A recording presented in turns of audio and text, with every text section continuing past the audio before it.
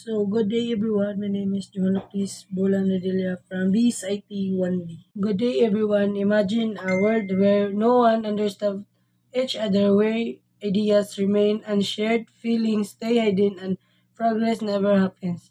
That world would back one of the most powerful tools we have is communication.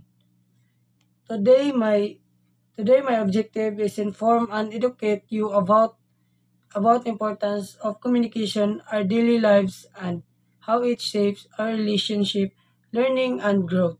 And the end of communication is the bridge that links people together, is the foundation of learning, teamwork, and human connection. So let us not just speak, let us just listen and understand and share meaningfully, because the way we communicate today will shape the way we live tomorrow. Thank you, and remember, good communication is not just about work, it's about connection. Thank you.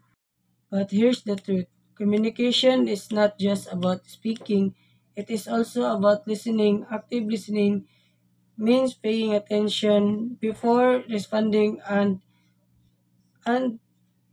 respecting others' perspective. If we master this balance, we create not just conversation but also connections. Why does this matter? Because effective communication builds trust, avoid conflicts, and strength relationship.